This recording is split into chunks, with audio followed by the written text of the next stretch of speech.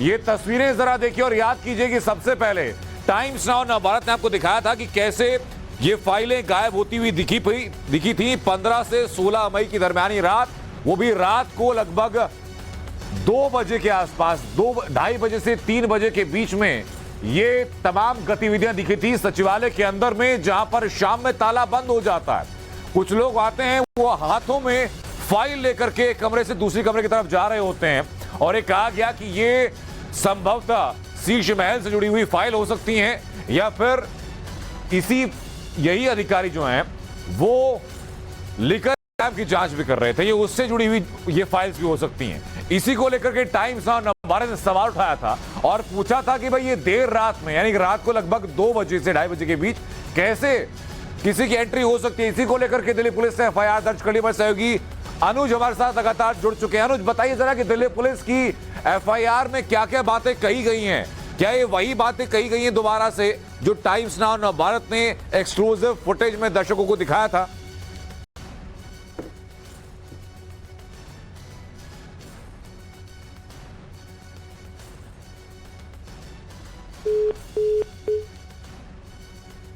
हमारे सहयोगी अनुज तक आवाज पहुंच नहीं पा रही है, वापस कोशिश करेंगे अपने सहयोगी अनुज के साथ जुड़ने की। फिलहाल ये एफआईआर की कॉपी आपको हम दिखा रहे हैं। दिल्ली पुलिस ने ऑपरेशन शीश महल में जो लगातार एक एक करके अपडेट टाइम्स नाउ नवभारत ने दिखाए, उस मामले में अब आधिकारिक तौर पर एक फर्स्ट इंफॉर्मेशन रिपोर्ट यानी एफआईआर रिपोर्ट दर्ज कर ली है।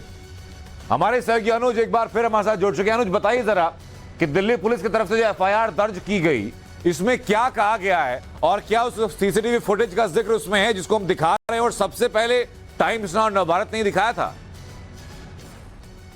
निश्चित तौर पर टाइम्स नाउ नवभारत ने जिस तरीके से खुलासा किया था ऑपरेशन शीश महल को लेकर, जिस तरीके से दिखाया था कि किस तरीके से कहीं न कहीं नियमों को ताक पे रखा गया था, इसको लेकर बाकायदा विजिलेंस इंक्वायरी की बात कही गई थी और इसी बाबत अब पुलिस ने इस पूरे मामले में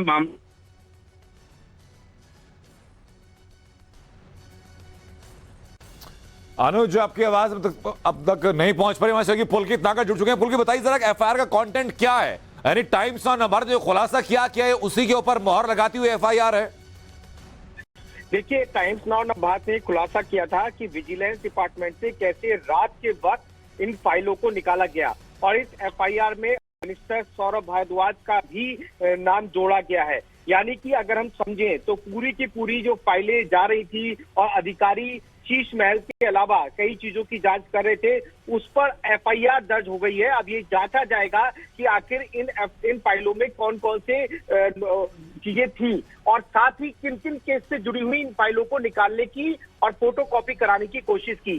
टाइम्स नाउ नवभारत ने वो सीसीटीवी फुटेज भी दिखाया था जिसमें रात के वक्त एक व्यक्ति फाइल लेकर निकलता है, उनकी फोटोकॉपी कराता है और वापस उस कमरे में रखता है।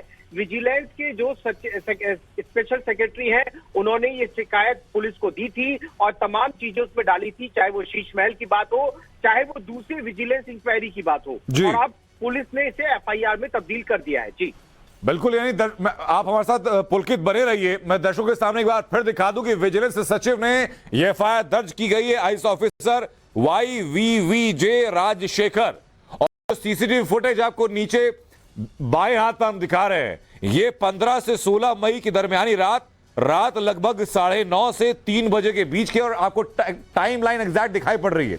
यही CCTV footage times now Navbharat ने दर्शकों को दिखाई थी और सवाल पूछा था कि ये क्या हो रहा है सचिवालय के अंदर।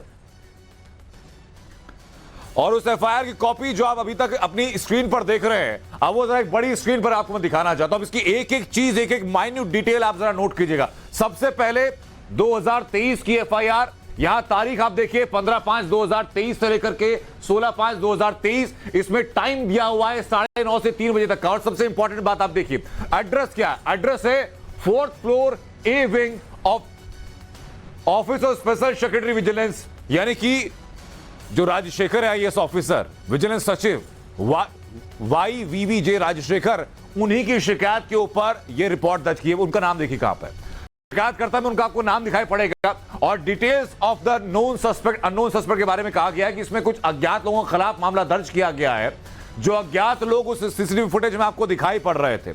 हमारे सहयोगी पुलकित नागर लगातार बने हुए। पुलकित, क्या सौरभ भारद्वाज तक जांच पहुंच रही, मतलब आज पहुंच रही है इस जांच की, इस एफआईआर के बाद?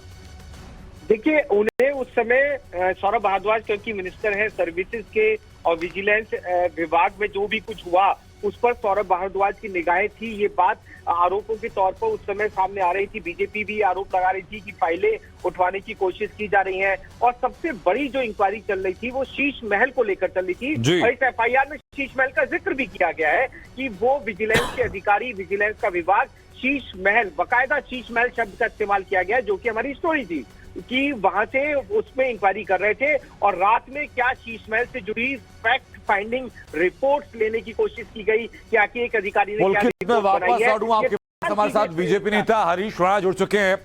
हरीश राणा जी, शीश महल को लेकर के जो टाइम्स नाउ नवभारत ने लगातार कहा और जो 15 से 16 मई के दरमियानी रात की जो सीसीटीवी फुटेज दिखाई, जो विजिलेंस ऑफिस में अज्ञात लोग आते हैं, फाइल उठाकर ले जाते हैं, उस पर अब अंततः एफआईआर हो चुकी है। पहला रिएक्शन क्या है आपका?